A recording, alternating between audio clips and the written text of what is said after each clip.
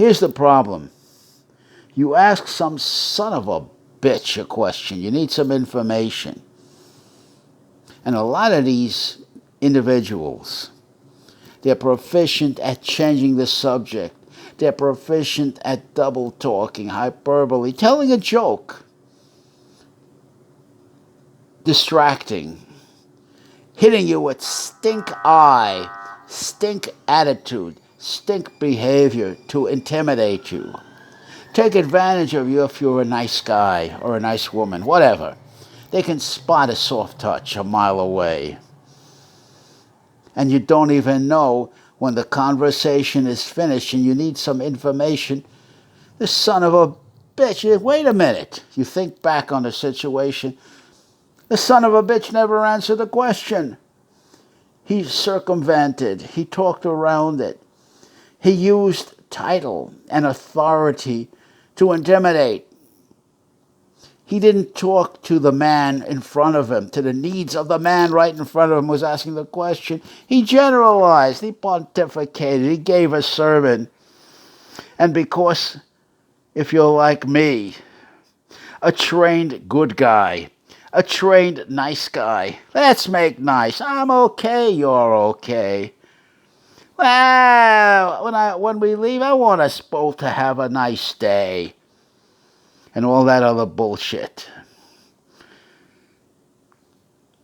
When we should have pursued and told that son of a bitch, hey, hold it right there.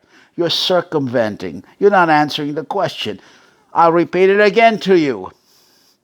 Here's what I want to know. You keep following and exposing the son of a bitch. You hold his feet to the ground.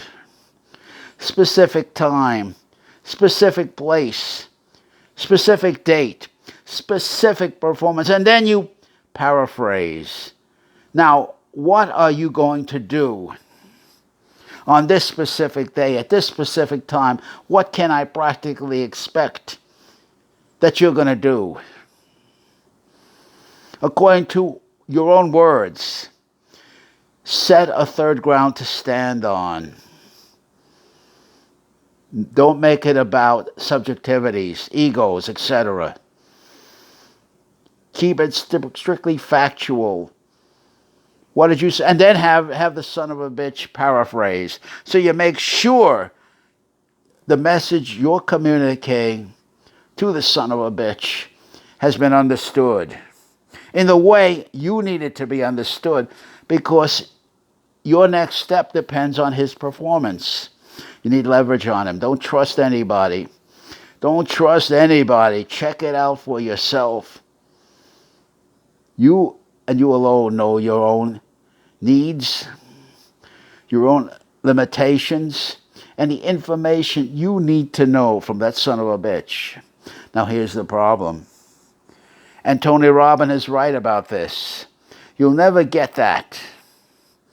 You'll never get that respect and that credibility and that integrity that you're seeking, and that reliability on the actuality of the professed performance, practice, and profession. These two are compromised badly. A lot of talkers are hot air. They're talking, their profession is big talk. But when it comes to the practice, you're wasting your time. These individuals either don't know what they're doing, never knew what they're doing, they're alibying, they're lying, they're selling dreams, they're selling castles in the air, they're exploiting our larceny, that we want to cut corners and take the shortcut and look for the man or the woman that can do it for us. The professional, who we can put all our cares in their hands, and they're going to come through. Sure they will. If you believe that, I've got a Brooklyn Bridge up for sale. Cheap. Only today.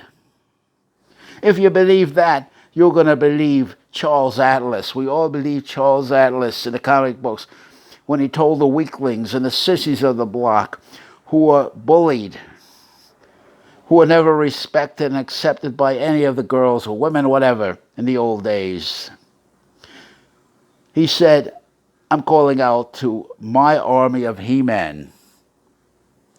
He said, just give me 3 months of my dynamic tension. He said he discovered this by watching the lions stretch out and watch how the lions dynamically stretch their muscles. What a dope. He doesn't realize you and I, we don't have the potential of a lion.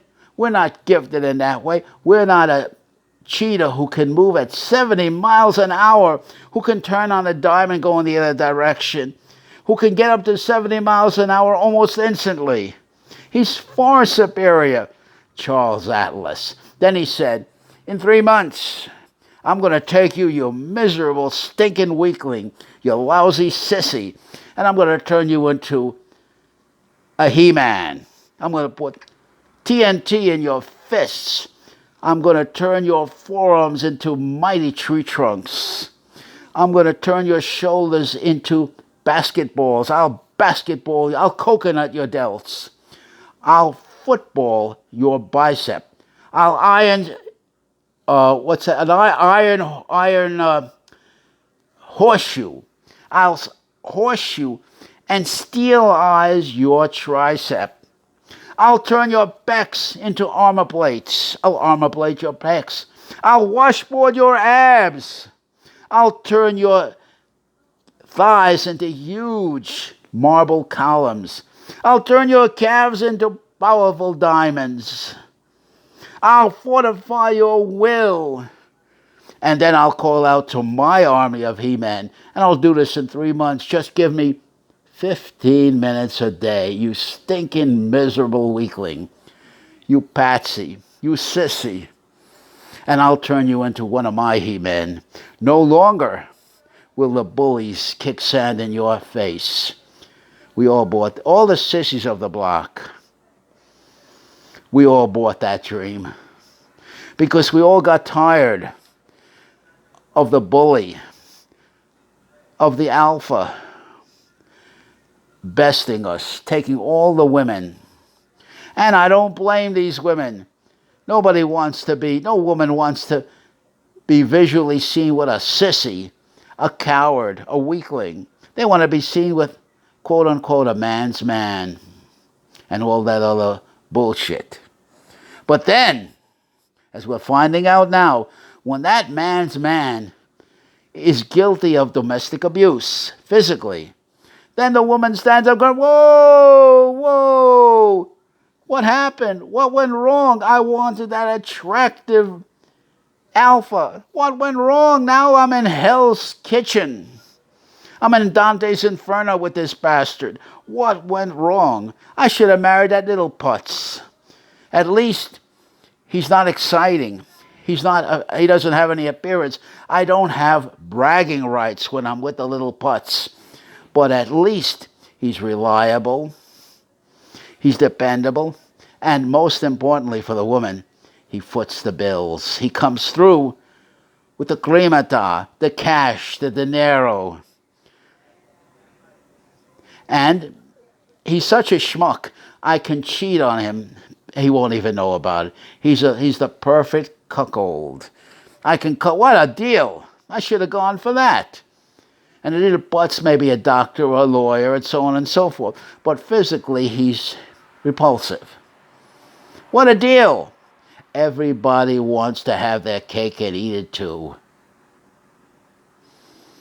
So no wonder Charles Atlas made a fortune doing this. And there's another fellow who's making out a fortune, who's a better version, the modern day version of Charles Atlas.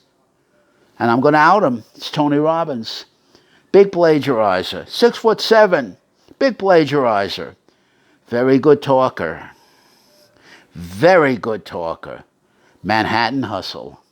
Art of the deal. These guys like Mr. Trump are not good philosophers, but they're good wheeler dealers. They know how to wheel and deal. And they know how to hire people to back them up who can take care of the details, who are much smarter than they are intellectually, but they are the doers. They are the activists. They're the ones who can push and shove and intimidate, wheel and deal. It takes a lifetime to learn that the art of the deal is the only way to go. I'm sorry to be the one to have to say it, but the art of the deal is the only way to go. Everything's competitive. Everything is cutthroat competition.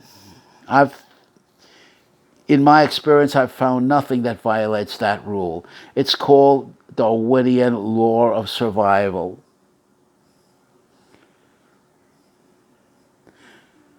Adapt,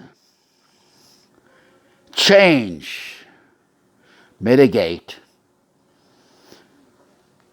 run, or destruction. It's as simple as that. You have to be born again street tough. Train, build your body as tough and hard as you can. Learn assertiveness skills, street smart skills. Don't go out as a sucker. That's the point of the message. To de-suckerize ourselves.